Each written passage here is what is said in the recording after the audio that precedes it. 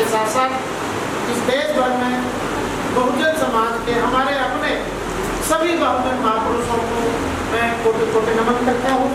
सभी को यहाँ उपस्थित हमारे सभी मातृशक्ति, बच्चे, नौजवान साथी और बुजुर्गों को मैं अपनी तरफ से नमस्कार करता हूँ।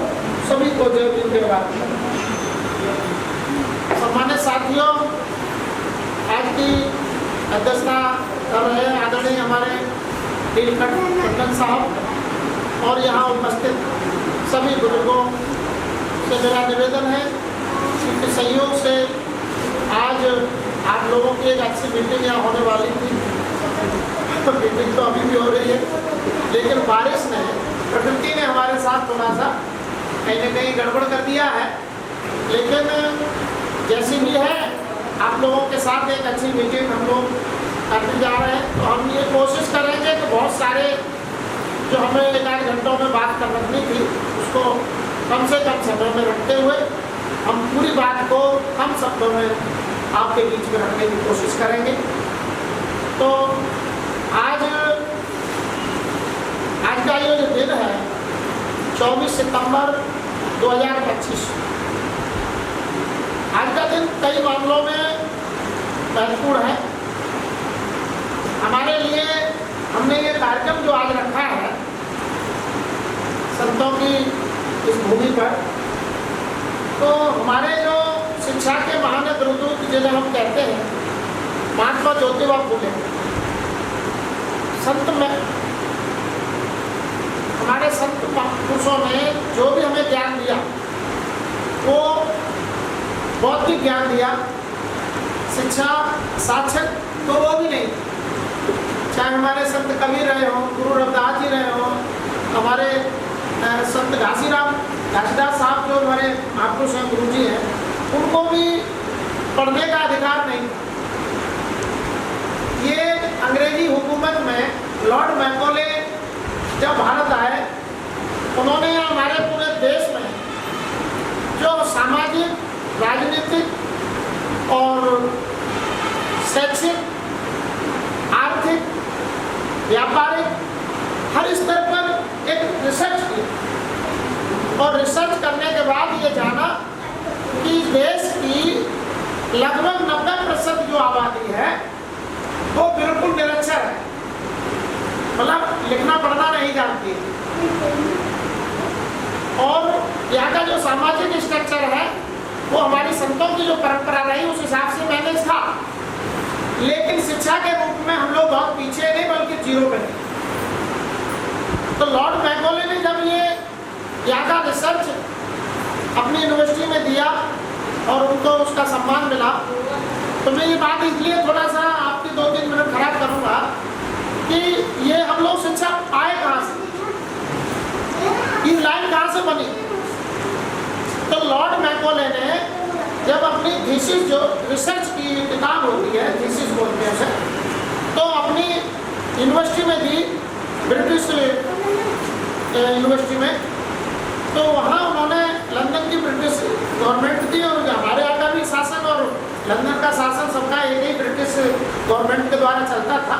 तो लंदन की जो यूनिवर्सिटी थी वहाँ उन्होंने रिसर्च किया, तो उनसे वहाँ के जो वीसी थे, वाइस चांसलर, जिन्होंने उनको सम्मान दिया और डिग्री दी, उन्होंने पूछा कि भाई तुमने पहले व्यक्ति हो, इस दुनिया के पहले व्यक्ति हो कि तुमने भारत के ऊपर वहाँ की न्याय व्यवस्था, वहाँ की शैक्षिक व्यवस्था, वहाँ की कानूनी व्यवस्था, वहाँ की सामाजिक व्यवस्था, वहाँ की आर्थिक व्यवस्था पर रिसर्च किया है, आखिर क्यों किया? अरे और भी कहीं कुछ कर सकते थे, लेकिन तो भारत पर ही क्यों रिसर्च किए? ले बोले कि मैंने रिसर्च इसलिए किया कि ब्रिटिश हुकूमत भारत पर भी राज कर रही है। हम अगर भारत के बारे में सामाजिक और शैक्षिक स्तर पर अगर आकलन नहीं करेंगे और जिस दिन भी भारत आजाद होगा तो हमारा भी इतिहास लिखा जाएगा और ये लिखा जाएगा कि हम वहाँ राज तो करके आए, उनको दिया क्या। जैसे और भी लोग भारत पर राज करके जुर्म अत्याचार करके गए, हम भी करके आ रहे हैं, तो हमारा भी इतिहास गंदा लिखा जाएगा। तो इसलिए मैंने ये रिसर्च किया है। तो बोले तो फिर इसमें आप हमसे क्या चाहते हैं? कि अगर वास्तविक रूप से अगर आप चाहते हैं कि मैं जो रिसर्च करके आया हूँ उसका कुछ लाभ देश की जनता को, भारत की जनता को मिले, तो मुझे महारानी से मुलाकात होना चाहिए। ब्रिटिश की बात, मतलब ब्रिटिश हुकूमत थी, महारानी के यहाँ से चलती थी। मुझे ब्रिटिश की महारानी से मुलाकात होना चाहिए और मेरी मुलाकात कर रही है। तो ये जो थीसिस की डिग्री है, एक तो यूनिवर्सिटी के लिए है और ये महारानी के लिए, ये मेरी डिग्री महारानी तक पहुँचाई। तो वाइस चांसलर ने वो डिग्री वहाँ तक पहुँचाई और उनसे कहा कि लॉर्ड मैकॉले आपसे मिलना चाहते हैं। उन्होंने सोची डिग्री कर ली है, उसने रिसर्च किया है तो ज़्यादा ज़्यादा कुछ पैसे मांगेगा तो दे देंगे, बुला लो। जब वो महारानी से उनकी मुलाकात हुई और उन्होंने कहा कि भाई क्या चाहते हैं आप हमसे, बोले आपसे ये चाहते हैं कि ब्रिटिश हुकूमत भारत पर राज कर रही है और वहाँ के लोगों के साथ बहुत बड़े स्तर पर भेदभाव भारत के लोग करते हैं और हम भी उसमें शामिल हैं। ये बड़ा क्लियर बात है, हिस्ट्री में जाएंगे तो आपको पता लगे कि हम भी उसमें शामिल हैं। ब्रिटिश हुकूमत जुर्म कर रही है, डायरेक्ट या इनडायरेक्ट, तो हम भी तो दोषी हैं। तो बोले कि मैं चाहता हूं कि एक आयोग कमीशन बने और मेरी थीसिस की स्टडी हो और स्टडी के माध्यम से जो भी निर्णय हो वो मेरे से डिस्कस हो, फिर मैं भारत के बारे में क्या कर सकता हूँ वो मैं बताऊँ। तो 10 लोगों की एक कमीशन बना, उस कमीशन ने वो डिग्री को पढ़ा और पढ़ने के बाद जब लॉर्ड मैकॉले के साथ मीटिंग हुई तब उन्होंने सीधे सीधे यही शब्द जो महारानी से बोला, डीसी से बोला, बोले कि मैं देश के लिए कुछ करना चाहता हूँ। वहाँ भी इंसान रहते हैं, भारत में भी इंसान रहते हैं और इंसानों के साथ जानवरों जैसा व्यवहार होता है।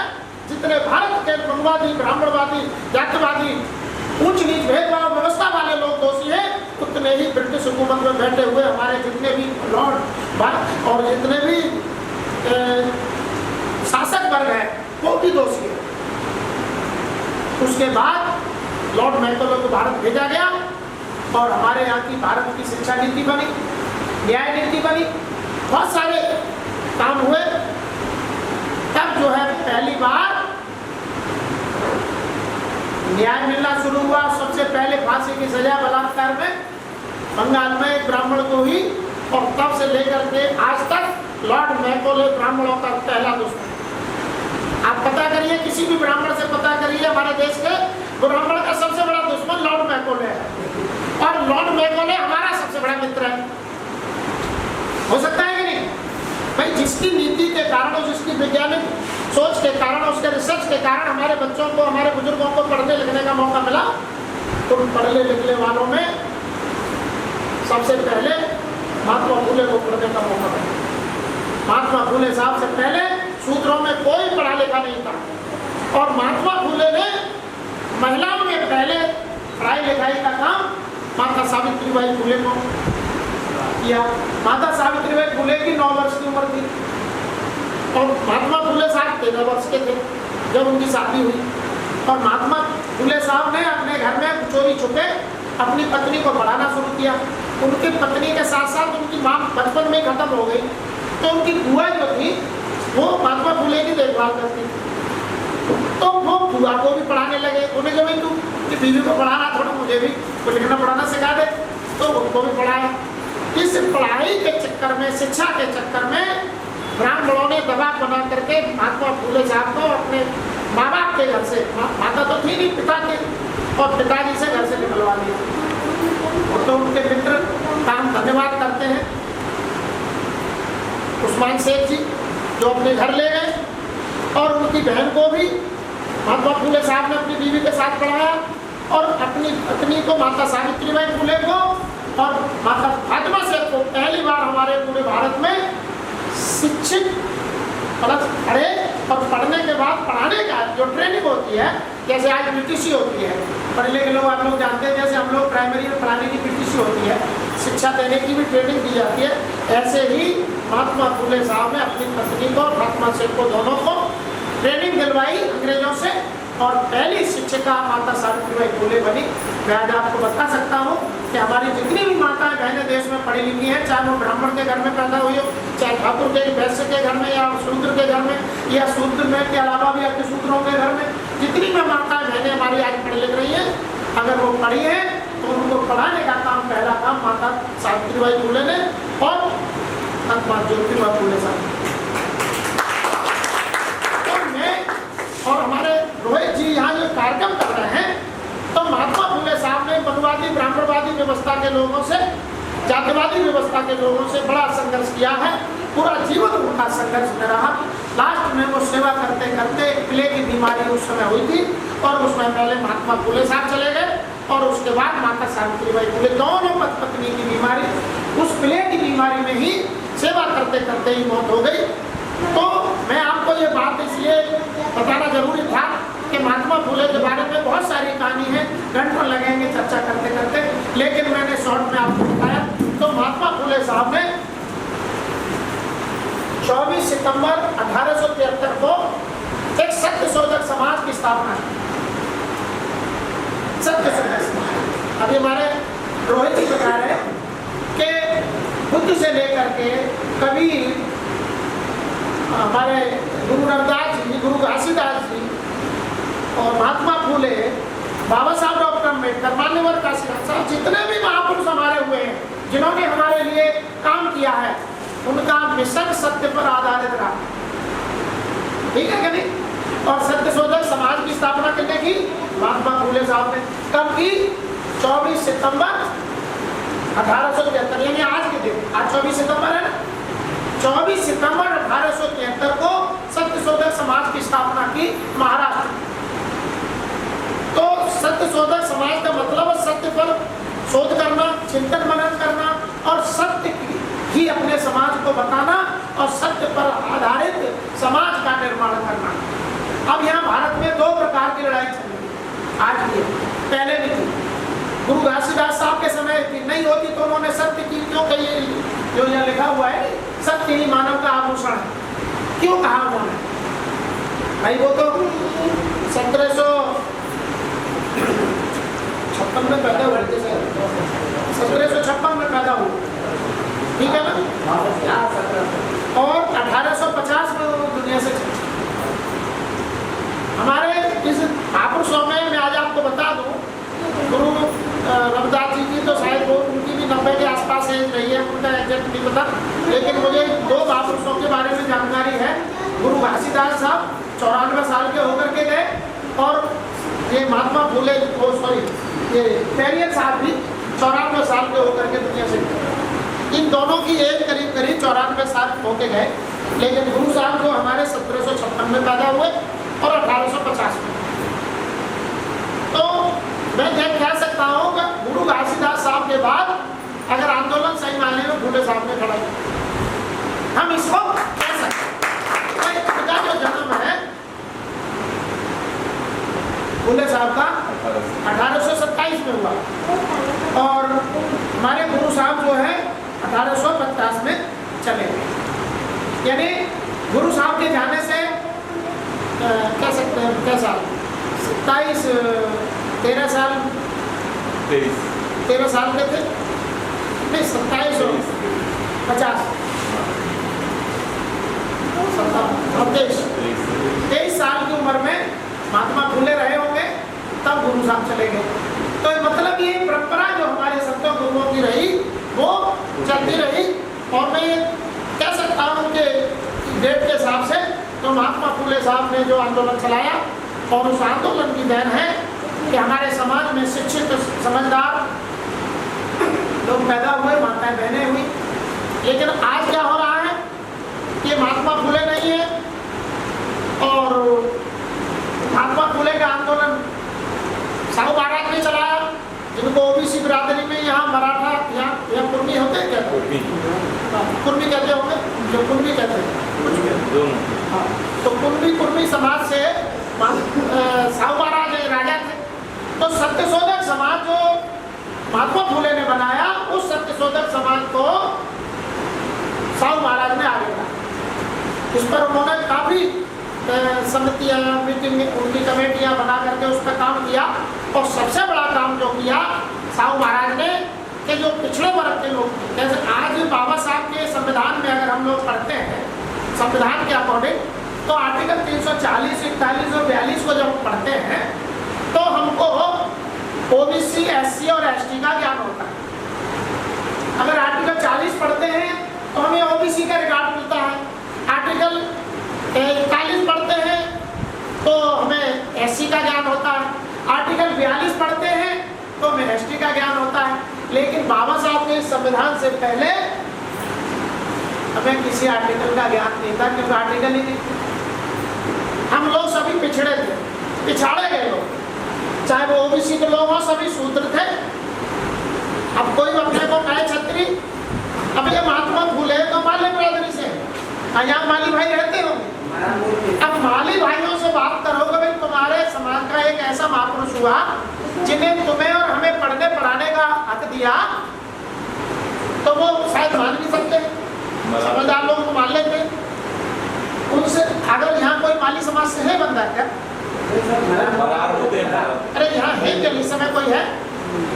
लेकिन हमारे साथी लोग माली समाज के जिसमें मुराव बोलते हैं। हमारे जैसे उत्तर प्रदेश में भी, जैसे मैं बरेली जाऊँगा एटा से आगे बदायूं बरेली, तो वहाँ भी हम लोग ये मुराव बोलते हैं, गाँव की भाषा में कहते हैं मुराव, वो लिखते बोल रहे हैं। हमारे मैनपुरी में जाएंगे तो उन्हें साग के कहते हैं, हमारे आगरा में उनको कुशवा कहते हैं, मध्य प्रदेश में भी कुशवा कहते हैं। तो ये महात्मा फूले साहब हैं, इनको हम इसलिए नहीं मानते, इसलिए नहीं इनका आदर सम्मान कर रहे हैं कि मेरी जाति के, इसलिए नहीं कर रहे कि इन्होंने, मैं इनके खून से पैदा हूँ, हम इसलिए इनका सम्मान कर रहे हैं कि इनकी कड़ी मेहनत, त्याग, परिश्रम, बलिदान, श्रम से हम जैसे समझदार लोगों में समझदारी आई। आज हम ये जो बात कह पा रहे हैं आपके बीच में, ये महापुरुषों की देन है, ये संतों की परंपरा। इनको महात्मा क्यों कहा गया?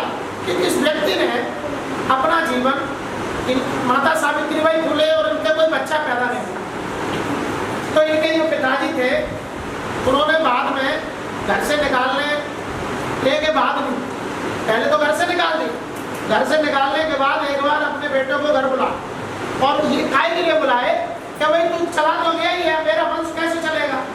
आजकल वो फिल्म दिखाई है ना, उस फिल्म में 2 बेटे दिखाए, 2 बेटे नहीं थे, इकलौते थे, इकलौते थे, वो फिल्म में गलत दिखाया।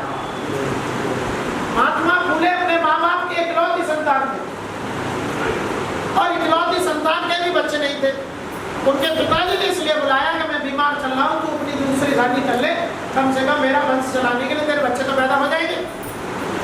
बोले इसलिए बुलाए थे? बोले हाँ, मैं समझा कि अपनी सेवा के लिए बुलाया, तो मैं सेवा तो आप करना चाहता हूँ, तो मेरे पिता आया, तुम्हें मुझे घर से निकाल दिया, मैं तो सेवा तुम्हारी कर ही रहा। बोले तू शादी कर ले। बोले कि ऐसा है पिताजी, इस देश में करोड़ों बच्चे हैं, उनके माँ बाप तो हैं, लेकिन उनको वो मैं जो देना चाहता हूँ वो देने लायक उन माँ बाप में क्षमता नहीं है। मेरे इसलिए करोड़ों बच्चे मेरे बच्चे हैं, और मैं करोड़ों बच्चों का बाप हूँ, मैं एक बच्चे का बाप बन के क्या करूँगा?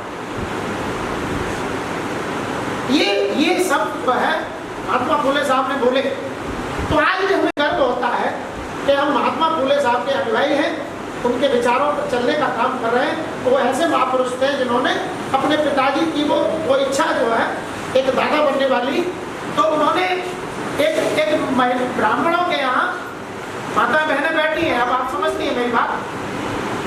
ब्राह्मणों के घर में एक विधवा महिला थी, उस विधवा के एक बच्चा पैदा हो गया। इतने कुकर्मी लोग हैं वो कि अपनी माँ बहन को भी नहीं देखते, और एक विधवा जो महिला थी बेचारी, उसका मुंडन करने जा रहे थे, उसको घर से निकाल रहे थे, उसको मार हत्या करने की कोशिश कर रहे थे। तब महात्मा फूले साहब को पता लगा कि एक लेडी जो है ऐसे ऐसे उसके साथ तो ये गलत कर रहे हैं, वो भी ब्राह्मण है, विधवा है। उस लेडीज को किसी ने बताया तो माता सावित्रीबाई फूले गई और उसको अपने घर लेके आई, उसको अपने घर रखा, और उसका ना मुंडन होने दिया और ना उसकी हत्या होने दी, और उसका बच्चा पूरा घर में ही पैदा कराया और उस बच्चे को उन्होंने खुद गोद लिया। रिवर्स में मतलब उस बच्चे को खुद ही गोद लिया और उसको डॉक्टर बनाया। तो महात्मा फुले साहब ने अगर कोई ये कहे कि वो ब्राह्मणों के खिलाफ थे, ब्राह्मणों के साथ उन्होंने ऐसा किया, ब्राह्मणों ने उनके साथ गलत किया। उन्होंने तो ब्राह्मणों की नाजायज औलाद को भी अपना बेटा माना और विधवा आश्रम खोल करके तमाम जो मतलब ऐसे दुष्चरित्र लोगों की आचरण की शिकार जो हमारी माताएं बहनें थी बेचारी उस समय की भोली भाली, उनको उन्होंने संरक्षण दिया और विधवा आश्रम में ऐसी महिलाओं को रहने का और प्रसव का और उनके इलाज का और देखभाल का उन्होंने पूरा प्रबंध किया। तो ऐसे महात्मा फुले साहब ने जो सत्यशोधक समाज स्थापना की उसकी आज 152 वर्ष हो गए। कितनी? 152। आज 152वां सत्यशोधक समाज स्थापना दिवस है। इसलिए हमने आज का कार्यक्रम रखा कि सत्य की बात ही गुरु साहब ने कही है, सत्य ही मानव का आभूषण है और सत्यशोधक समाज की स्थापना महात्मा फुले साहब ने की है। तो हमने कहा ये छत्तीसगढ़ में हमारे सतनामी भाई रहते हैं, उनके यहाँ चले और हम लोग ऐसा कोई कार्यक्रम करें तो एक भाईचारे की परंपरा बने। मैं एक चीज बड़ी यहाँ अच्छी समझ रहा हूँ कि हमारे सतनामी भाइयों के अंदर एक मान सम्मान के साथ जीने की और स्वाभिमान सम्मान के साथ रहने की और अपनी पहचान के साथ यहाँ पर सेपरेट सेटलमेंट के साथ यहाँ रहने की आप लोगों की परंपरा है। लेकिन एक थोड़ी सी कमी भी पा रहा हूँ। कमी क्या पा रहा हूँ कि महात्मा फुले साहब को पूरे दुनिया में जाना जाता है, उनके अनुयायी मिलते, कबीर के भी मिलते, उनके भी पंथ को, जैसे अभी सतनामी पंथ है ये भी एक पंथ है, उनके भी पंथ को मनवादियों ने डिस्टर्ब किया। लेकिन हमारे सतनामी भाइयों का जो पंथ है वो छत्तीसगढ़ और मध्य प्रदेश की इसी दायरे में, आगे नहीं। आपकी भाईचारा की जो लाइन है वो यहीं तक आगे बढ़ी नहीं। जैसे मैं आगरा से चल के यहाँ तक आया तो आपकी भी यहाँ के जो भाई है हमारे, जो हमारे भाई जैसे पंजाब तक रहते हैं, चाहे बोले गुरु रविदास को माने, गुरु कबीर को माने या बुद्ध को माने, हमारी जो परंपरा है भाईचारे की, संतों की, वो विस्तार होना चाहिए, वो सीमित नहीं रहनी चाहिए। जब हमारे संतों की विचारधारा एक है तो हम जो टुकड़ों में बटे हुए भाई हैं उनकी भी तो भाईचारा, मेल मिलाप, हमारे विचारों का आदान प्रदान देश भर में होना चाहिए कि नहीं? तो हम ये चाह रहे हैं। मेरा तो मेरा आप लोगों से एक अनुरोध है कि इस परंपरा को आप लोग प्रचारित करें, इसका विस्तार करें। भाई सत्य की बात है ना, सत्य की बात हमारे ही महापुरुषों ने कही है और हमारे एक महापुरुष नहीं अनेक हैं। तो हमें अपने सभी महापुरुषों के बारे में जब जानकारी एक दूसरे की होगी, एक दूसरे से मिलेंगे तो हमारे रिलेशन भी बनेंगे, हमारे रोटी बेटी के भी रिश्ते होंगे, हमारे वोट के रिश्ते होंगे, शासन सत्ता में हम लोग भागीदारी हासिल करेंगे। तो तभी तो ना हम अपने बाबा साहब के सपने को साकार करें। जैसे कि मैं देख रहा हूँ, चाहे सतनामी भाई हो, चाहे रामदासी भाई हो, चाहे वो इधर के महाराष्ट्र के बोलो, अलग बात है कि कहीं किसी के अंदर थोड़ी कमी होती है, कहीं थोड़ी ज़्यादा होती है, लेकिन बाबा साहब को सभी मानते हैं। एक बात अच्छा है कि बाबा साहब को अपना महापुरुष सबने स्वीकार किया है और हृदय से किया है। तो और बाबा साहब ने अपना गुरु बुद्ध को, कबीर को और महात्मा फुले को स्वीकार किया। इसका मतलब ये भी हमारी गुरु घासीदास साहब की परंपरा के ही व्यक्ति है। तो हमें अपने महापुरुषों की जो परंपरा है उससे जुड़ना चाहिए और राष्ट्रीय स्तर पर जुड़ना चाहिए। हमारी पहचान राष्ट्रीय पहचान होनी चाहिए। दूसरा, आज के दिन जो है 24 सितंबर 1932 को पूना पैक्ट हुआ। बाबा साहब ने अपने 4 बच्चों की कुर्बानी, माता रमाबाई की कुर्बानी देकर अपने सारे सुखों को त्यागा और 3 गोलमेज कॉन्फ्रेंस में लंदन से साइमन कमीशन भारत आया। उस साइमन कमीशन से भी अपना प्रत्यावेदन देकर के उनको तर्क वितर्क करके एक रिपोर्ट तैयार करा के लंदन से एक हक लेके आए थे। बाबा साहब चाहते थे कि हमारी सेपरेट इलेक्टोरेट का अधिकार हमें मिलना चाहिए। सेपरेट इलेक्टोरेट का मतलब हमें पृथक निर्वाचन का अधिकार मिलना चाहिए। हम अपना नेता नेता स्वयं चुनेंगे, उसको कोई भी दूसरा वोट नहीं देगा। यानी शूद्रों का नेता होगा तो शूद्र ही वोट देंगे, ब्राह्मण बनिए ठाकुर नहीं देंगे, क्योंकि वो तो अपना गुलाम चुनते हैं। मेरी बात समझ रहे बाबू जी? ब्राह्मण बनिए अपना गुलाम चुनते हैं, नेता नहीं चुनते, नेता को अपनों में चुनते हैं। हमारे समाज के व्यक्ति में से वो अपना एक गुलाम चुन लेते हैं, सांसद हो, विधायक हो, ग्राम प्रधान हो, कोई भी हो, लेकिन वो चुनाव का व्यक्ति हमारे आपके काम का नहीं है। बाबा साहब की अगर बात बनती और ये पुनः व्यक्त न हुआ होता तो हमारे समाज में लीडर पैदा होते, डीलर और गीदड़ पैदा नहीं होते। बाबा साहब ने 24 सितंबर को जब पूना व्यक्त हुआ तो 25 सितंबर को एक मीटिंग बुलाई, काफी जिम्मेदार लोग उन्होंने बुलाए और उसका खेद प्रकट करते हुए बाबा साहब ने कहा कि ये गांधी मनुवादी व्यवस्था के लोगों ने छल कपट से मेरे साथ जो पुनः व्यक्त करके जो मैं इतना बड़ा संघर्ष के बाद ये अधिकार समाज के लिए लाया था, अब इन्होंने हमसे छीन लिया है और ये आरक्षण के रूप में एक भीख हमें दे दी है। आज जो लोग हमसे आरक्षण की बातें करते हैं, आरक्षण हमारी मांग नहीं थी, आज भी नहीं है, लेकिन अब तक कुछ नहीं है तो आरक्षण के बल से कुछ तो हमारे साथ ही पहुंच रहे हैं। तो बाबा साहब कहते थे कि मैं पृथक निर्वाचन चाहता था और पृथक निर्वाचन के बल पर पृथक सेटलमेंट चाहता था। मेरी बात समझ रहे हैं? जैसे यहाँ आप लोग सतना में भाई रहते हैं, ये क्लब आपने बनाया है, यहाँ एक पहचान बनाई है गुरु साहब के नाम से। इस पहचान की बाबा साहब ये चाहते थे कि मेरे जहाँ भी लोग रहें वो इकट्ठे रहें, समूह में रहें, उनके साथ अत्याचार न हो, जातिगत भेदभाव न हो, और जब समूह में रहेंगे तो भाईचारा होगा, तो वो हर किस्म से अपने आप को मजबूत करें। अब वो काम नहीं हो पाया।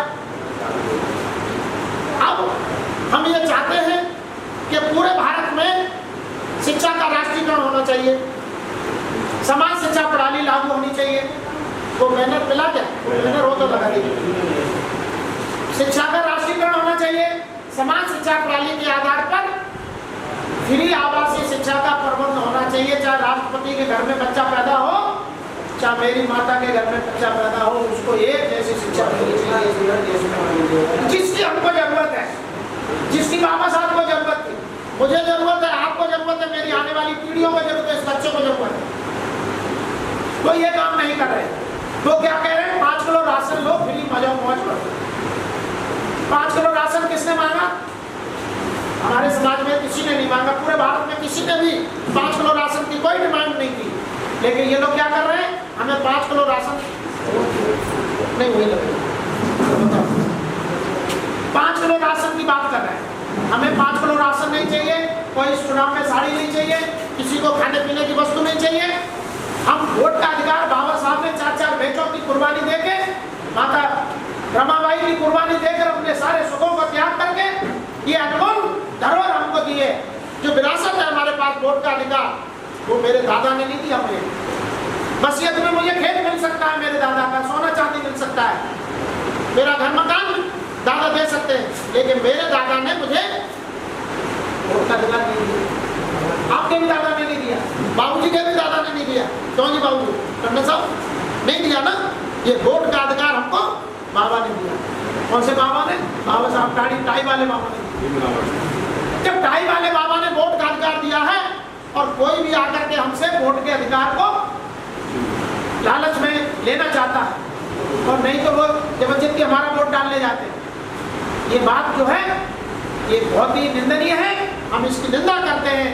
पूरे भारत के नागरिकों को समान शिक्षा प्रणाली के आधार पर फ्री आवासीय शिक्षा मिलनी चाहिए और सभी के लिए, संपूर्ण भारत के नागरिकों के लिए फ्री चिकित्सा का प्रबंध होना चाहिए।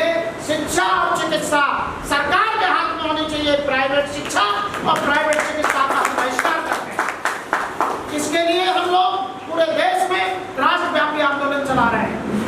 तो एक तो हम लोग ये बैनर आप पढ़ेंगे, इसमें लगा लेंगे साथी अभी।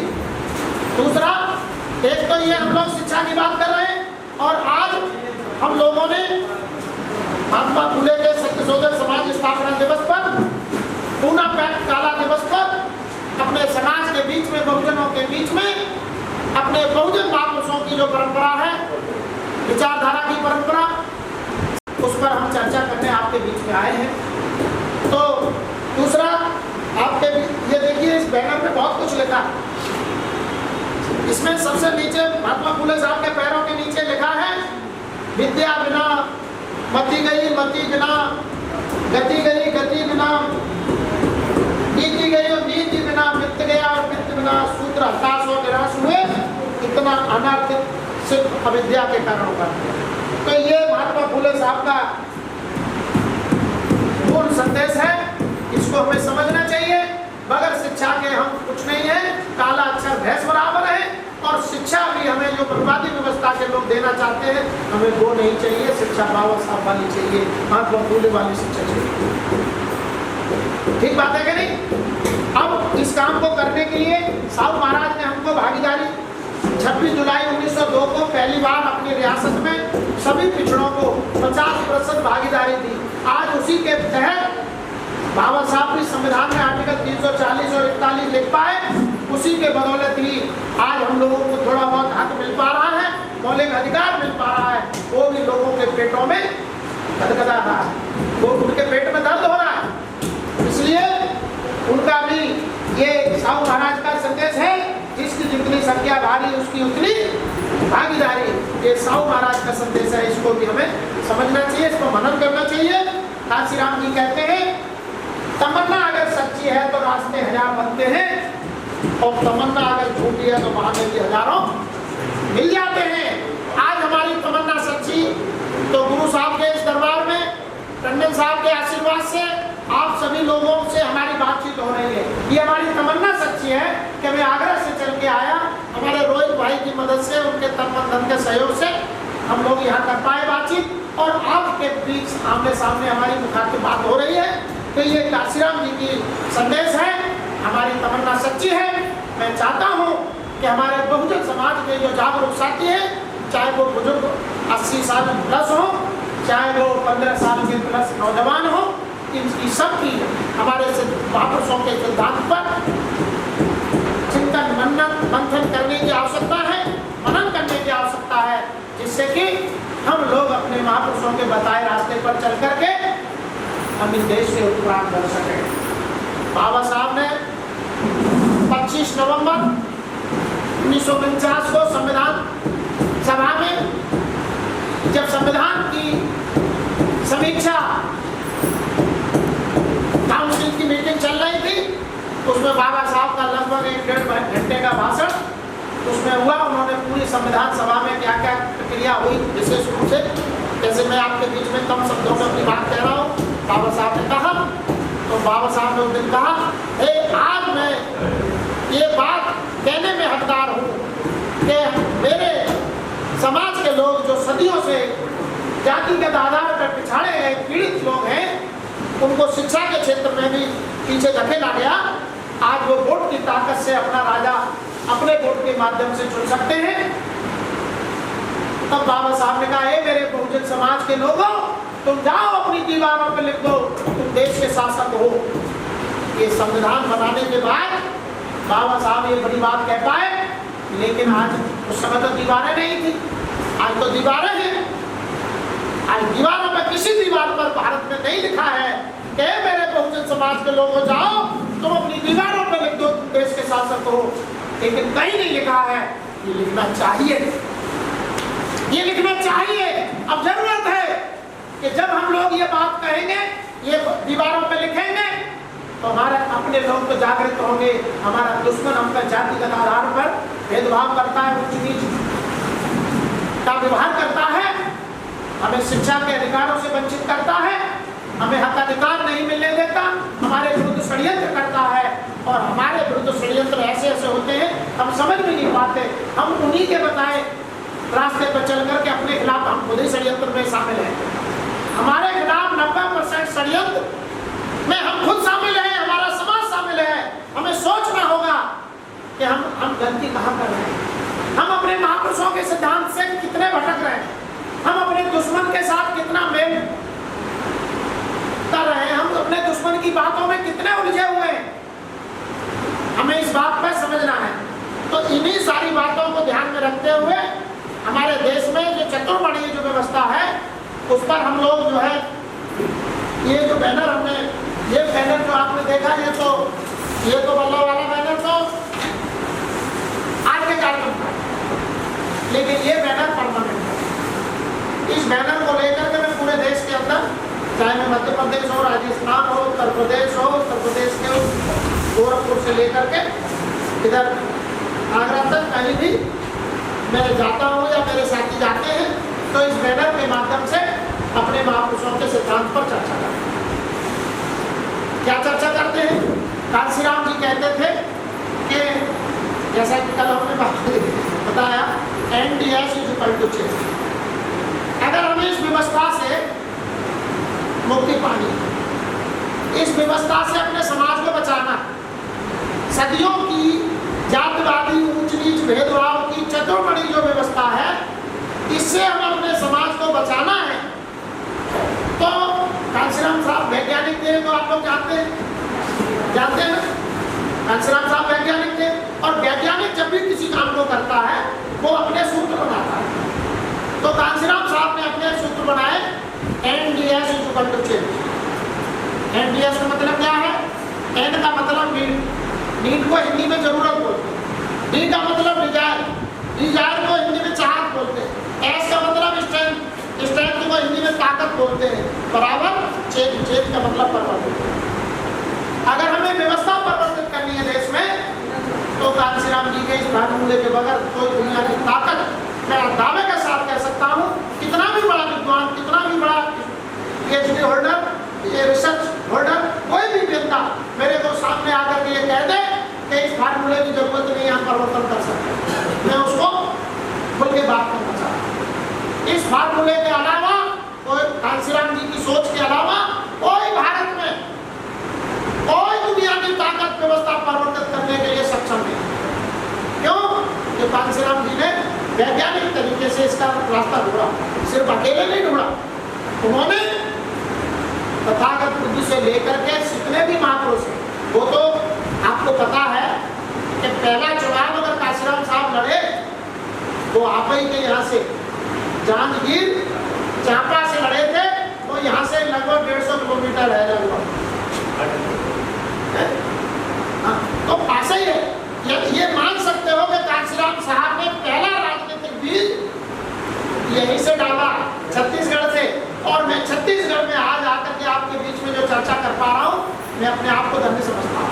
मैं गौरवान्वित हो रहा हूँ कि मैं कांशीराम जी की उस भूमि पर आकर के आपके बीच में बात कर रहा हूँ, जहाँ पास कांशीराम साहब पहला चुनाव लड़े और 35,000 वोट पाए। उनका तो यहाँ कोई नहीं था, न उनका कोई दादा था, न कोई पापा था, न कोई भैया था, कोई उनका रिश्ता किसी से नहीं था, उनका तो कोई, अगर उस हिसाब से देखा जाए तो यहाँ तो सतनामी और वो नमोसूत्रा लोग रहते, उधर शायद नमोसूत्रा लोग रहते, इधर सतनामी लोग रहते।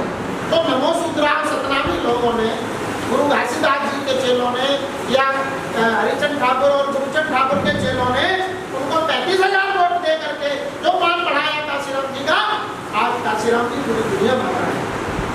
आज कांशीराम जी को क्या कहा जाता मालूम है? उनको साइंटिफिक पॉलिटिशियन ऑफ इंडिया नहीं, और वर्ल्ड क्या कहा जाता है? साइंटिफिक पॉलिटिशियन ऑफ वर्ल्ड कहा जाता है। जैसे बाबा साहब को ज्ञान का प्रतीक, विश्व ज्ञान का प्रतीक, बाबा साहब को कहते हैं, ये अमेरिका की संयुक्त राष्ट्र संघ ने कहा, symbol of knowledge of world. क्या कहा? Symbol of knowledge of world कहा है बाबा साहब को। इसी तरह scientific politician of world Kanshiram ji है। तो हम ऐसे महापुरुषों के अनुयायी हैं, इसलिए कांशीराम साहब कहते हैं कि अगर ये व्यवस्था ऐसे ही बनी रही तो इसको खोपड़ी मारते रहिए, चाहे तुम रविदासी बने रहिए, चाहे वो बुद्धिस्ट बने रहिए, चाहे संत घासीदास जी के चेले बने रहिए, गुरुचंद ठाकुर और हरिचंद ठाकुर के चेले बने रहिए, या कुछ भी बने रहिए, सरदार बन जाइए, कुछ भी बन जाइए, लेकिन आपको इस व्यवस्था से निकलने नहीं दिया जाएगा। इससे निकलने का रास्ता NDS is equal to change है। और NDS is equal to change से कैसे निकलेंगे? इसमें आप थोड़ी मारते कुछ नहीं होने वाला। कांशीराम साहब कहते हैं कि ये पहला वर्ण है, ब्राह्मण इसकी जाति भी एक ही है और इसका वर्ण भी एक ही है। ये क्षत्रिय वर्ण है दूसरा, जाति और वर्ण एक ही है, तीसरा वैश्य इसकी जाति और वर्ण एक ही है, और इन तीनों में भाईचारा भी है। ये रोटी का भी रिश्ता और बेटी का भी रिश्ता रख रहे हैं। अब तो इनके रोटी बेटी के रिश्ते हो रहे हैं, लेकिन 6743 जातियों में बटा हुआ जो बहुजन समाज है, OBC, schedule caste, schedule tribe, religious minority के लोग जो भी है, ये 85% बहुजन समाज में आते हैं और इनका वर्ण शुद्ध वर्ण है, लेकिन इनकी जाति 6743 है। अब तो अगर आज गिनती करा ली जाए जातिगत जनगणना में तो इनकी संख्या दोगुनी हो रही है, कितनी भी हो सकती है अगर अभी हो जाए तो। कांशीराम साहब कहते हैं इस व्यवस्था को अगर आप सिर पर रखे घूमेंगे तो हम दोबारा गुलामी की तरफ जाएंगे, और अगर इस व्यवस्था को हमें रिजेक्ट करना है तो इसके सामने हमें अपनी व्यवस्था खड़ी करनी है। जब तो संविधान में नहीं था तब हमारे संतों गुरुओं ने लड़ाई लड़ी। क्या गुरु घासीदास साहब के आंदोलन के समय संविधान था? नहीं था। शिक्षा का भी अधिकार नहीं था, तब भी उन्होंने मान सम्मान की, आत्मसम्मान की लड़ाई लड़ी, सत्य की बात कही, और सत्य के सामने तो उस समय भी ये ढक्कन थे, तो आज भी ढक्कन है। तो कांशीराम साहब कहते हैं अब न बुद्ध आने वाले हैं, न कबीर आने वाले हैं, न रविदास आने वाले हैं, न गुरु घासीदास आने वाले हैं, न फूले आने वाले हैं, न साहू महाराज आने वाले हैं, न बाबा साहब आने वाले हैं, और अब कांशीराम साहब भी गए, अब वो भी आने वाले नहीं है। अब तो दिनेश गौतम को बात करनी है, टंडन साहब से, टंडन साहब को मुझसे करनी है, रोहित जी को करनी है, आपको करनी है, आपको करनी है, चाचा को करनी है, हमें जब तक चाचा देते हैं 84 साल के हो गए, अब ये 10 साल 5 साल 4 साल 10 साल जब उसका आशीर्वाद मिल रहा है अच्छी बात बाबूजी, लेकिन जब ये नहीं रहेंगे तो ये भी आने वाले नहीं है। जो चला जाता है दुनिया में, देखिए ये प्रकृति का नियम है कि जिसका जन्म हुआ है उसकी मृत्यु निश्चित है। तो जीवित है तब हमें उनकी बातों को मानना चाहिए, अगर वो नहीं भी रहे तो उनकी शिक्षाओं को हमें आगे भी चलाना चाहिए। एक बार बाबा साहब विदेश गए थे पढ़ने के लिए, तो लाइब्रेरी में बाबा साहब डेली पढ़ने जाते थे। वहाँ की तो बड़ी हानि विचित्र रही थी कि बाबा साहब का रोटी खाने तक के लिए नहीं थे, तो माता रमाबाई ने जो लड्डू बना दिए थे सूखी रोटियों को गला डाल के उसको तो एक खा के अपना काम चला और पढ़ते थे। एक दिन क्या हुआ कि वहाँ ब्लैक बोर्ड बना था, उस ब्लैक बोर्ड पर डेली उसमें लिखा था आज का विचार, आज का विचार लिखा हुआ था, और उस आज के विचार के नीचे डेली एक विचार रोजाना बदलता था। तो बाबा साहब गए, देखा तो रोजाना देखते थे, तो उन्होंने उनका मूड थोड़ा सा उस दिन समझ गया। उन्होंने कहा आज के विचार को थोड़ा मुझे ठीक करना है।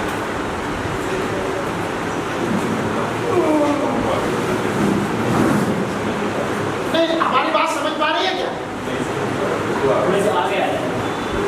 आप इधर आ जाइए थोड़ा सा, ऐसा नहीं कुर्सी ले आओ, वो तो समझ रहे हैं। तो बाबा साहब जो है इधर आ जाओ, तो इधर आ जाओ, तो एक इधर आ जाओ,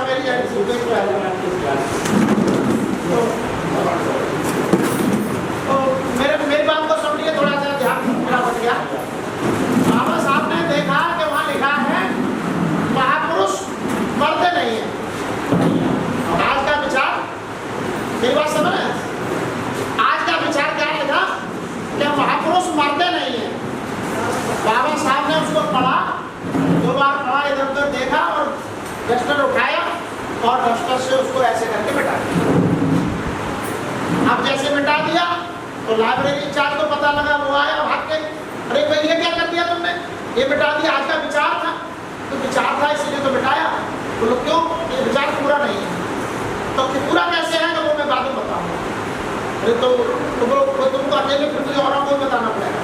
तो वो फिर फटाफट प्रोफेसर के पास गया जो लाइब्रेरी का इंचार्ज था, तो उसने कहा कि साहब वो बाबा साहब तो छात्र आया हुआ है इंडिया का, उसने आज का विचार मिटा दिया। तो भागता हुआ है, वो तुमने विचार कैसे मिटा दिया, ये तो बीसी नाराज हो जाएगा तुम्हारी ये व्यवस्था का मामला। यहाँ हमारे यहाँ कुछ भी हो पता नहीं पड़ता, लेकिन वहाँ तो हंगामा हो गया। तो बाबा साहब ने कहा और उन लोगों को एक बार मैं बता दूंगा, उनको भी इकट्ठा होगा। तो प्रोफेसर डीन के पास गया, एचओडी के पास, एचओडी ने फिर बीसी को बताया, बीसी भी आ गया। बीसी का मतलब वाइस चांसलर, कुलपति को। तो सारे लोग पहुंचाए और बहुत सारे छात्र भी आ गए। तब बाबा साहब ने कहा भाई सारे लोग आ गए ना, बोला एक बार में काम चल जाए तो तुम्हें बताऊं कि हाँ चल जाएगा। बोले ठीक है। आपने यहाँ लिखा था कि महापुरुष मरते नहीं है, कि हाँ ये बात पूरी नहीं है। तो क्या पूरी है? पूरी कैसे है? तो पूरी ऐसे है कि व्यक्ति पैदा होता है और व्यक्ति मर जाता है। अगर उस व्यक्ति के विचार महान हैं और महान विचारों वाला व्यक्ति है तो वो महापुरुष बन जाता है। अगर उस महापुरुष के उन विचारों का समय समय पर प्रचार प्रसार नहीं हुआ तो महापुरुष के साथ ही उसके विचार भी दफन हो जाते हैं। इसलिए महापुरुष के विचार महान हैं तो उसके विचारों का प्रचार प्रसार समय पे होते रहना चाहिए, अन्यथा वो महापुरुष के साथ उसके विचार भी दफन हो जाएंगे। इसलिए मेरा ऐसा मानना है कि महापुरुष जब तक जिंदा है तब तक उसके विचारों का प्रचार प्रसार हो रहा है। अगर उनके विचारों का प्रसार बंद कर दीजिए तो महापुरुष भी मर गया और उसके विचार भी मर गए। तो क्योंकि महापुरुष तो विचारों से बनता है, ऐसे तो तमाम पुरुष पैदा होते हैं मर जाते हैं। तब बाबा साहब की ये बात उस यूनिवर्सिटी में आज भी बाबा साहब ही ऐसे छात्र हैं उस यूनिवर्सिटी के जिसकी प्रतिमा उसके गेट पर लगी हुई है। इसलिए बाबा साहब क्या है? Symbol of knowledge of world, विश्व ज्ञान के प्रति। और हम बाबा साहब के अनुयायी कांशीराम जी के अनुयायी हैं, ठीक है कि नहीं? तो कांशीराम साहब कहते हैं कि इस व्यवस्था को खत्म करने के लिए हमें एक व्यवस्था खड़ी करनी होगी, क्योंकि बाबा साहब के संविधान में हम लोगों को बहुत सारे मौलिक हक अधिकार मिले, लेकिन इन मौलिक हक अधिकारों की और संविधानों की रक्षा तभी हो पाएगी तब हम इस व्यवस्था में से निकल के बाहर आए। अगर इस व्यवस्था में बने रहे तो संविधान भी हवा में उड़ जाएगा, संविधान भी नहीं रहेगा। और हमारे भाई जो अकड़ते फिर रहे हैं उनकी अकड़ क्या, उनके बच्चे, मैं आज आपको बता रहा हूँ, एक क्लास वन अधिकारी जो आज अकड़ रहा है उसका बच्चा सेकंड क्लास का अधिकारी नहीं बन पाएगा। वो दिन अब दूर नहीं है। हम लोग क्यों फड़फड़ा रहे हैं, क्यों भाग रहे हैं? क्योंकि हमें महापुरुषों के सिद्धांत की, उनके विचार की जानकारी है, लेकिन एक नौजवान बच्चे को नहीं है। क्या नाम है तुम्हारा? तुम्हें बाबा साहब और कांशीराम जी के उन विचारों की जानकारी नहीं है। भले ही तुमने किताब में पढ़ लिया होगा, कुछ विचार ऐसे होते हैं जो किताबों में मिलेंगे नहीं।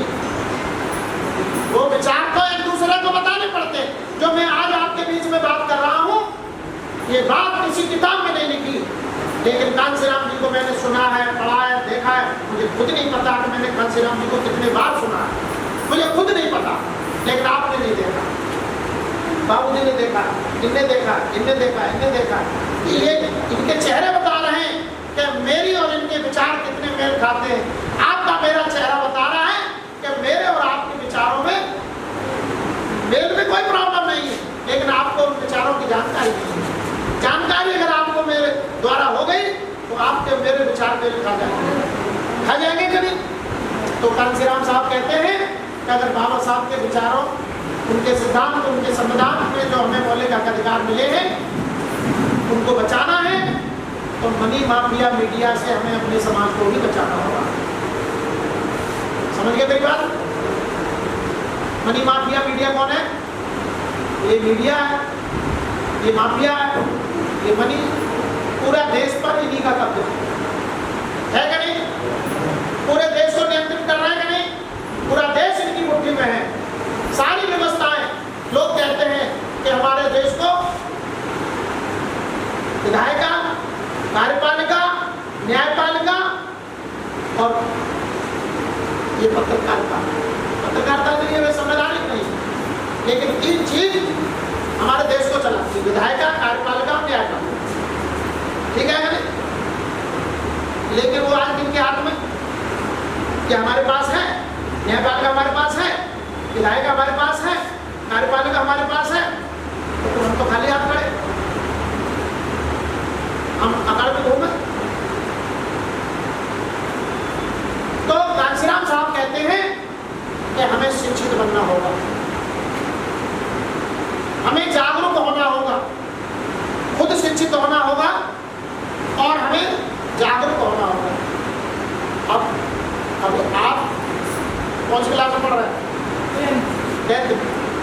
अभी आप साक्षर हैं, साक्षरता के रूप में आप हाई स्कूल पास हैं या हाई स्कूल कर रहे हैं, कर लिया कर रहे हैं, ठीक। तो अभी आप क्या मानते हो, शिक्षित हो? नहीं, तुम अभी साक्षर हो। शिक्षित है कौन? गुरु घासीदास जी, समझ रहे हैं? शिक्षित थे, क्या लिख के गए वो? मन का एक समान, मानव एक समान। बुद्ध ने कहा मन का एक समान। गुरु साहब ने कहा ये शिक्षित है। गुरु कबीर शिक्षित थे, साक्षर नहीं थे, शिक्षित थे। हम साक्षर हैं, शिक्षित नहीं है। मेरी बात समझ रहे हैं? हम साक्षर हैं, शिक्षित नहीं है। हमें शिक्षित होना है, जागरूकता पैदा करनी है। अगर हम शिक्षित हो जाते हैं, जागरूकता पैदा करते हैं और साक्षर हम हैं, तो हमारे अंदर विचारधारा का प्रवेश हो जाए। हम मकसद को समझ जाएंगे, हमारे महापुरुषों ने हमें जीने के लिए क्या मकसद दिया, हमारे जीने का मकसद क्या है, हमारी विचारधारा का मकसद क्या है, बहुजन हिताय बहुजन सुखाय का मूल मकसद क्या है। हमारी विचारधारा का मकसद है OBC, SC, ST, religious minority, बहुजन समाज में राजनीतिक सामाजिक भाईचारा स्थापित करना, ठीक है ना? ये हमें विचारधारा जो है से हमें भाईचारा की तरफ रास्ता निकलता है। अगर भाईचारा तक आप आ गए तो ताकत तो बनी जाओगे। अभी आपके साथ माली बैठता नहीं है, कुर्मी बैठता नहीं है, बघेल बैठता नहीं है।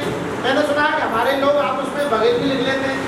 तो बघेल का मतलब हमारे यहाँ जो गढ़रिया बिरादरी है, कुशवा बिरादरी है, कुर्मी बिरादरी है, नाई बिरादरी है, ये लोग जो है ओबीसी में आते हैं। ओबीसी की भी लगभग 3000 जाती है।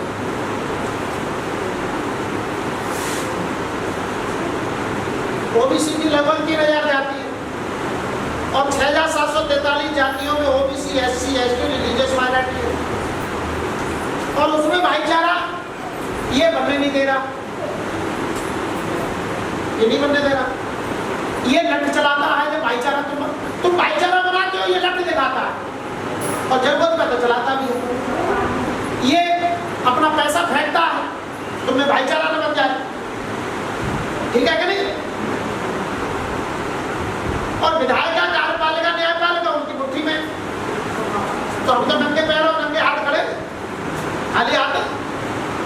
क्यों? हमारे पैरों में भी ताकत नहीं, हमारे हाथों में भी कुछ नहीं। तो हमें काशीराम साहब कहते हैं कि अगर आप लोगों ने, शूद्रों ने, अतिशूद्रों ने मिलकर ये रास्ता पकड़ लिया और यहां से निकल लिए, तो विधायक भी तुम्हारे होंगे, विधानसभा में सरकार भी तुम्हारी होगी, सांसद भी तुम्हारे होंगे, संसद में सरकार भी तुम्हारी होगी, राजनीतिक शासन सत्ता आपकी होगी, शासन तंत्र आपका होगा। शासन तंत्र का मतलब ही विधायिका, कार्यपालिका और न्यायपालिका है। शासन तंत्र किसे कहते हैं? विधायिका, न्यायपालिका और कार्यपालिका को हम लोग शासन तंत्र कहते हैं। पूरा शासन तंत्र उनका है और शासन व्यवस्था उनकी है और हम पिछलक्कू बने घूम रहे हैं।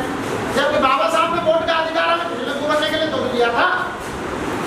बाबा साहब ने वोट का अधिकार हमें गुलामी करने के लिए नहीं, गुलामी से मुक्ति के लिए दिया था और हम आज भी गुलामी कर रहे हैं। 75 वर्ष हो गए भारत का संविधान लागू हुए और 75 वर्ष में भी हम अपनी गुलामी से मुक्ति नहीं पा पाए। और मुझे अब दिख नहीं रहा, अगर हमारे समाज के लोगों में जागरूकता नहीं आई, नौजवानों ने सच्ची बात नहीं समझी, तो हमारे समाज को उपद्रवी घोषित करने की रणनीति चल रही है। और हमारे समाज के जो दलाल टाइप के लोग हैं, जो टपोरी नेता है हमारे, वो टपोरी नेता हमारे नौजवान बच्चों का जीवन बर्बाद कर रहे हैं।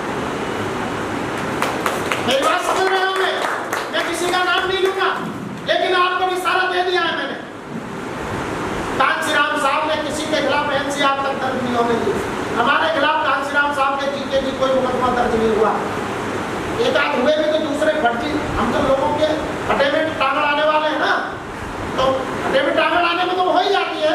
लेकिन कांशीराम जी के साथ मैं 84 से लेके 2003 तक कांशीराम आंदोलन में काम किया और मेरे खिलाफ कांशीराम जी के आंदोलन में कभी एनसीआर में दर्ज नहीं हुई।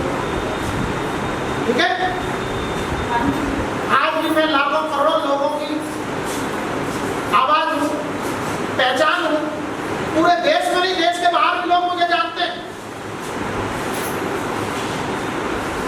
मेरे बीवी नहीं, बच्चा नहीं, घर नहीं, मकान नहीं, कुछ नहीं, लेकिन लोग मुझे गरीब नहीं, बहुत धनवान आदमी, ये विचारों का खजाना मेरे पास है, तो मुझसे ज्यादा धनवान शायद ही कोई हो देश में, क्योंकि कांशीराम जी का मिशन डूब रहा है और मैं उस मिशन को बचा सकता हूं, उसके लिए मैदान में आया।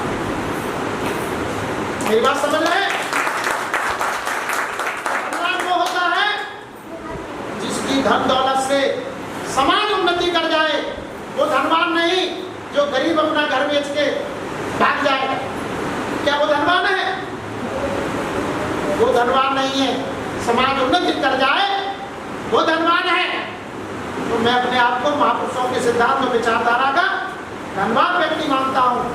इसलिए मैं अपने घर से निकल करके मैदान में पूरे देश भर में घूमता रहता हूँ। और आप मेरे बारे में, यहाँ भी बहुत सारे लोग हैं, कल परसों ये लड़के कहीं गए थे हमारे, ये बता रहे थे कि एक गाँव में गए थे, उनको जैसे सो तुम वही थे जो DSP काम करते थे, बोला बहुत सारे लोग हैं। तो मेरे को लोग सोशल मीडिया फेसबुक पे आप सर्च करिए, तमाम लोग यहाँ छत्तीसगढ़ में, मध्य प्रदेश में मेरे को जानने वाले लोग हैं, मिले नहीं है लेकिन मेरे बारे में जानते हैं। और मैं बहुत स्पष्ट लिखता हूँ, स्पष्ट कहता भी हूँ, मुझे कोई परवाह नहीं है। और जो महापुरुषों के सिद्धांत और विचारधारा जिसके दिमाग में, दिल में और शरीर में दौड़ती है ना, उसका मनवादी कुछ नहीं बिगाड़ सकता। उनका मनवादी कुछ नहीं बिगाड़ सकते और मेरा कोई मनवादी कुछ नहीं बिगाड़ सकता। मेरा खुला चैलेंज है। मेरे से डरते हैं सारे मनवादी, मेरे पास बहुत सारे प्रमाण हैं उनके डरने के। इसलिए अब ये आप लोगों से मैं ये पूछना चाह रहा हूँ, इस देश, भारत देश को खुशहाल बनाने के लिए मोदी भी कह रहे हैं विकसित भारत बनाएंगे। क्या वो विकसित भारत बना सकते हैं? जब मेरा समाज का नौजवान शिक्षा से वंचित हो जाए, संवैधानिक हक अधिकारों से वंचित हो जाए, तो विकसित भारत बनेगा क्या? विकसित भारत बनेगा कांशीराम जी के रास्ते से। अब आप ये बताइए, मेरे समाज के लिए ये रास्ता ज्यादा सुलभ है या ये रास्ता ज्यादा? हमारा लिए कौन सा रास्ता है? इसलिए मैं दो रास्ते लेकर आपके बीच में आया हूं। आपको अपने रास्ते स्वयं चुनने हैं। एक तो वो रास्ते जो दिन रात पूजा पाठ में लगे हुए लोग हैं, जो मनवादियों के तल में चाट रहे हैं। मेरी माता बहने टाइप की जो बहनें हैं, वो 15-20 साल के लौंडों के, ब्राह्मणों के पैर धो के पी रही है। एक वो रास्ता है कि उनका बेटा देश का राजा बनेगा। बताइए माताओं बहनों, आपके लिए कौन सा रास्ता ज्यादा बढ़िया है? ये रास्ता। तो आपको, हमारे नौजवान भाइयों को, बुजुर्गों को, माताओं बहनों को इस रास्ते को चुनना होगा। जिस दिन हम इस रास्ते को चुन लेंगे तो हम विकसित भारत बनाएंगे। हम ही देश को सोने की चिड़िया नहीं, सोने का टापू बनाएंगे। पूरे भारत को धनवान बनाएंगे ना, सोने की चिड़िया भी कहते हैं। जो भी बनाएंगे हम बनाएंगे, क्योंकि देश हमारा है। वो तो देश को लूटने वाले लोग हैं जो आज सत्ता में बैठे हैं, वो अडानी को धनवान बना रहे हैं और हमारे देश का जो भी धन है वो उसके हवाले कर रहे हैं। क्या नहीं बेचा है देश में? सब कुछ तो बेच दिया। अब सबको बेच बाच करके वो भागने वाले हैं। तो आप बताइए, आपके पास क्या रहेगा? खाली हाथ रहोगे? तो उनको भागने से पहले हमें अपने पूरे देश के समाज को अपने पैरों पर खड़ा करना है। उनके हाथों में बाबा साहब को संविधान देना है, उनके दिमाग में अपने सिद्धांतों, महापुरुषों के सिद्धांत की विचारधारा देनी है। संकल्प लेना है कि हमें अपने महापुरुषों के सिद्धांत पर चलना है, तभी हम लोग सम्मान से जी सकते हैं, अन्यथा कोई दूसरा रास्ता नहीं। संकल्प क्या लेना? अब ये बैनर है, इसे आप 2 मिनट जितने पढ़े लिखे लोग पढ़ के जाइएगा पूरा। ये लिखा है, बहुजन महापुरुषों की मानवतावादी बहुजन विचारधारा स्थापित कर बहुजन महानायक मानवन कांशीराम सिंह के अधूरे कारवां राजनीतिक, सामाजिक एवं आर्थिक मुक्ति हेतु चलाए गए फूले साहब अम्बेडकर विजन एवं मिशन के को मंजिलों वर्षों तक पहुंचाने के लिए दृढ़ संकल्पित है। कौन? हम। इस विचारधारा के लिए दृढ़ संकल्पित होगा, जो संकल्प लेगा वो कांशीराम जी का अनुयायी होगा। जो फूले साहब अम्बेडकर के सिद्धांतों से, विचारधारा से खुद भी भटका हुआ है, परिवार को भी, समाज को भी, देश को भी भटका रहा है, तो क्या कांशीराम जी का अनुयायी हो सकता है? कांशीराम जी का अनुयायी नहीं हो सकता। कांशीराम जी का अनुयायी है तो उसे ये रास्ता चुनना होगा। और जो लोग इनसे भाईचारा बना रहे हैं वो कांशीराम के अनुयायी नहीं है। मेरी बात खुली समझ लीजिए भाई साहब। क्या नाम है आपका? हाँ, जो इनसे भाईचारा बना रहे हैं वो कांशीराम के अनुयायी है क्या? जो इनसे भाईचारा बना रहे हैं कांशीराम साहब के अनुयायी है क्या? इनसे भाईचारा बना रहे हैं वो अनुयायी है क्या? नहीं है ना। वो धोखेबाज, और धोखेबाजों की पहचान करें हमें आपको करनी है। हमें कांशीराम जी के सिद्धांत को समझना है और उनसे कहना है कि होश में इधर आ जाओ, नहीं तो तुम भगलो, अपना काम करके क्या दूसरी जगह देखो, तुम्हारा काम ओवर। ठीक है कि नहीं? अगर हमने कांशीराम साहब की बात मान ली 85% बहुजन समाज के लोगों ने, और एक बात और करनी है, किसी भी ओबीसी भाई को, हमारे लोगों को गाली नहीं देना। वो क्या रहा है कि वो हमारी बात नहीं मानता तो हम गाली देना शुरू कर देंगे। अरे वो तो खुद ही भटका हुआ है, तुम गाली दे करके उसको और मजबूत करा दे रहे हो। अगर हम अपने ओबीसी भाई को गाली देंगे वो तो बहुत ज्यादा ब्राह्मणवादियों से चिपक जाएगा, वो ठाकुर साहब की टांगे बहुत ज्यादा तली से पकड़ेगा। तो उनको गाली नहीं देना, ये कहना भैया तू भटका हुआ है, हम भटके हुए नहीं है, हम चाह रहे हैं हम तब एक हो जाए, हम एक रास्ते पर चले और अपने सत्यों गुरुओं महापुरुषों की जो परंपरा है उसको हम लोग आगे बढ़ाएं, तो ही हम लोग सम्मान से जी सकते हैं। अन्यथा ब्राह्मणवादियों के साथ हमारा सम्मान का जीवन किसी भी कीमत पर हो ही नहीं सकता। तो अगर हम लोगों ने 85% बहुजनों ने ये बात कांशीराम साहब की मान ली और यहाँ से निकल करके घर चल दिए, तो ये और ये आपके हाथ में होगा। शासन सत्ता आपके पास होगी, शासन तंत्र आपके पास होगा। अब ये तो है नहीं कि एकदम आ जाओ बुक मार के, लेकिन शुरू तो करो। अगर आप यहाँ से निकल लिए तो ये ऊपर लटके रहेंगे क्या? ये कहाँ आएंगे? तुरंत नीचे आएंगे। ये नीचे आएंगे, सबसे पहले ये बनिया भागेगा यहाँ से, बोले भाई मेरा रोजी रोजगार तो तुमसे चल रहा है। सतनामी भाई हो, कुशवाहा भाई हो, बघेल भाई हो, जमात जाटव भाई हो, वाल्मीकि भाई हो, धोबी भाई हो, भाई तुमसे मेरा रोजी रोजगार चल रहा है। ये तो लूटपाट करने वाले लोग हैं दोनों भाई। ये तो लूटपाट के बनिए में जो खा रहे हैं, ये हमको लूट रहा है, ये दोनों भी हमको लूट रहे हैं, लेकिन व्यापार के माध्यम से ये भी हमसे कमा रहा है, और इसको ये लूट रहे हैं और ये लूट करके हमारी ऐसी तैसी कर रहे हैं।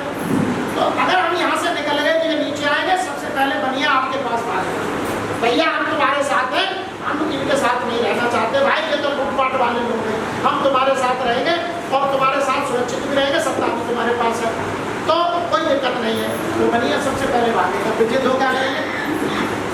ये सबसे पहले ठाकुर भागेगा, माफी मांगेगा, 7 पीढ़ी की माफी तुमसे मांगेगा, कहेगा माफ कर दो भैया, गलती सलती हो गई, भाड़ में जा लाठी, हमें लाठी फाटी से कोई दूसरे, हम तो तुमसे मतलब है, हमें भी तो अपनों में मिला लो। तो ये 3% क्या था करेंगे? ये जूते का भीतर बोलने में गौरव महसूस करेंगे। बाबा साहब ने कहा लखनऊ में ओबीसी के लोगों की एक मीटिंग थी और उसमें शेड्यूल कास्ट के लोग भी इसलिए आ गए क्योंकि बाबा साहब आए थे। और वहाँ पंडित गोविंद बल्लभ पंत जो है उस समय मुख्यमंत्री होते थे। जवाहरलाल नेहरू ने उनको वहाँ भेजा कि तुम वहीं बैठा रही हो, तुमने बन जाना, डॉक्टर अम्बेडकर क्या बोलता है सुनते रहिए। अब बाबा साहब कह रहे हैं तुम जाओ भाई, मुझे अपनों के बीच में कुछ बात करनी है। वो कह रहे नहीं कोई दिक्कत नहीं है। अरे तो भाई तुम्हारे पास बहुत काम है, लॉ एंड ऑर्डर की जिम्मेदारी है, मुख्यमंत्री के पास बहुत बड़ा काम होता है, तुम आगे स्वागत है, आप जाओ। और वो नहीं जा रहा। तब बाबा साहब ने जब अपना भाषण दिया मेरी तरह, तो बाबा साहब ने कहा मेरे ओबीसी शेड्यूल कास्ट के भाई हो, अगर तुम एक हो जाओ, मैं जानता हूँ कि रोटी बेटी के रिश्ते बहुत आसान नहीं है, क्योंकि व्यवस्था इतनी खतरनाक से आप लोग जिए हो कि अभी रोटी बेटी के रिश्ते नहीं होंगे, लेकिन वोट का अधिकार हमने दे दिया है, इसलिए वोट का रिश्ता आप लोग पैदा कर लीजिए, सामाजिक और राजनीतिक भाईचारा पैदा कर लिया और ओबीसी और शेड्यूल कास्ट के लोगों ने एक जगह वोट डाल दिया कि पंडित गोविंद वल्लभ पंत जैसे मुख्यमंत्री तुम्हारे जूते का फीता खोलने में गौरव महसूस हो रहा है। ये बाबा साहब ने कहा, ये किताबों में लिखा हुआ है, मैं आज जिंदा कर रहा हूँ उस बात को। अगर मेरे ओबीसी और शेड्यूल कास्ट के भाइयों ने ये बात मान ली और यहाँ पे खास करके सतनामी भाइयों ने मेरे को समझा और आप लोगों ने दोबारा बुलाया, मैं कभी भी आने के लिए तैयार हूँ। रात को तो मेरे सतनामी भाई मेरी जाति पूछ रहे थे यार कैसे का कार्य करता हूँ, मेरी जाति तो ये सबसे बड़ी है, लेकिन वो पूछ रहे माने नहीं, लेकिन वो हमने खैर मेरी बात से वो सहमत हुए और उन्होंने अपनी गलती स्वीकार की। तो होता क्या है कि हमारे समाज को भी गुमराह करने वाले लोग हैं, तो हमें कांशीराम जी के सिद्धांत को मानना चाहिए और इस व्यवस्था को बदलने के लिए हमें सर्वजन हिताय सर्वजन सुखाय का नारा नहीं लगाना है। हमारा सिद्धांत बहुजन हिताय बहुजन सुखाय का है। बहुत से जनों का हित जो OBC schedule caste schedule tribe minority के लोग हैं और बहुत से जनों का हित जो हमारे बहुजन भाई हैं। बहुजन का हित बहुजन का सुख ही हमारा सिद्धांत है, वही हमारी विचारधारा है। तो ये बात मेरी आपको समझ में आई कि नहीं? आपने देखा ये विधानसभा की ये बैनर सिर्फ आप ही के लिए यहाँ से दब गया है महापुरुषों के नीचे, ये छत्तीसगढ़ के लिए बैनर बना है और ये बैनर यही रहेगा। अब ये यही आप ही लोगों के पास है, रोहित जी के पास जब आप लोग मिलेंगे इस बैनर के माध्यम से आप लोग मेरी माताओं बहनों को नौजवान भाइयों को कांशीराम साहब के विचारों को समझाने के लिए बैनर की मदद लेंगे और हमें अगर राजपाट मिलेगा तो इन महापुरुषों के आशीर्वाद से उनके विचारों से मिलेगा और गुलामी मिलेगी तो इस व्यवस्था में रह के मिलेगी, कोई रोकने वाला नहीं है। और इस व्यवस्था में चलिए तो कोई माइकल आप रोकने वाला नहीं है, तुम राजपाट हासिल करोगे और इसमें रहोगे तो तुम्हें कोई राजपाट देने की औकात नहीं है। मेरी बात गलत बोला सही बोला? तो दूसरा, एक तो हमने ये वाला कार्यक्रम आपके सामने रखा, ये हमारा राष्ट्रीय बैनर है, पूरे देश के बहुजनों को विचारधारा समझाने के लिए हमने ये बैनर बनाया है। तीसरा, ये हमारा राष्ट्रीय आंदोलन है। हम कह रहे हैं कि राष्ट्रीय आंदोलन ये राष्ट्र से नीचे बात नहीं करता, क्योंकि समस्या ही राष्ट्र की है, बीमारी देश की है, तो बात भी देश की करनी पड़ेगी। आज हमारे बच्चों से शिक्षा छीनी जा रही है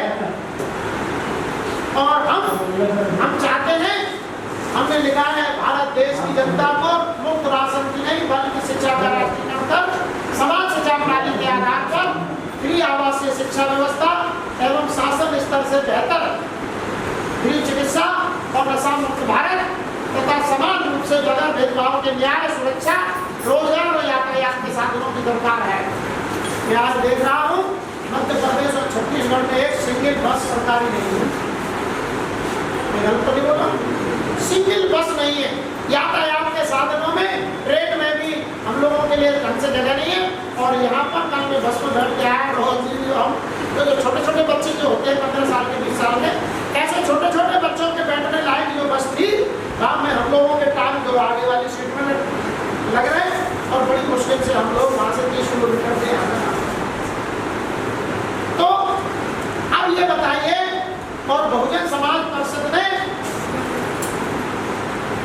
हमने लिखा ना बहुजन समाज परिषद के माध्यम से के द्वारा चलाए जा रहे राष्ट्रव्यापी आंदोलन की दिशा में बढ़ते कदम क्या है? कदम अभी हमने ज्ञापन दिया 26 मई को कि हमको शिक्षा का राष्ट्रीयकरण चाहिए, फ्री आवासीय शिक्षा चाहिए, फ्री चिकित्सा चाहिए, सबको रोजगार चाहिए और नशा मुक्त भारत चाहिए। मोदी जी ये 5 किलो राशन उठाओ अपने घर ले जाओ अपने घर, इस राशन को हमें नहीं जरूरत। हमारे समाज को हमारा संविधान में जो बाबा साहब ने मौलिक अधिकार दिया वो हमें चाहिए। अगर नहीं दे सकते हटिए, कुर्सी छोड़िए, हम अपने आप व्यवस्था कर रहे हैं। ये बात हमने आगरा में कलेक्टर के सामने मीडिया के सामने ज्ञापन के माध्यम से कहीं 8 पेज का ज्ञापन दिया मैंने, छोटी मोटी 5 ये बातें सारी 6 बातें बहुत तरीके से सलीके से, और उसमें लिखी मोदी जी तुम फेल हो जाओ, तुमको कोई रास्ता नहीं मिले तो मुझे बुला लेना, 1 पैसे की कमी नहीं आएगी, ये सारी व्यवस्थाएं बिल्कुल अपडेट हो जाएंगी। मैं जिम्मेदारी लेता हूँ कोई कमी नहीं है, पैसे की तुम बर्बादी कर रहे हो। उस बर्बाद पैसे को आप शिक्षा पर लगाइए, चिकित्सा पर लगाइए और हमारे लोगों को रोजगार दीजिए। 5 किलो राशन की जरूरत का किसने मांगा? और ये बाबा साहब का जो संविधान है वो हमने इसमें बनाया और ऊपर लिखा है शिक्षा माफियाओं से भारत देश को मुक्त करो, मुक्त राशन नहीं, फ्री आवासीय शिक्षा का प्रबंध करो। यहाँ लिखा समान रूप से फ्री उच्च स्तरीय चिकित्सा का प्रबंध करो, देश की जनता करे पुकार, नशा मुक्त करो सरकार। ये ठीक नहीं है? ठीक है ना? काम चलेगा ना? तो क्या ये एक जाति के लिए है? अगर वो ब्राह्मण की अगर अकल हो तो उनके लिए क्या हम लिख रहे हैं?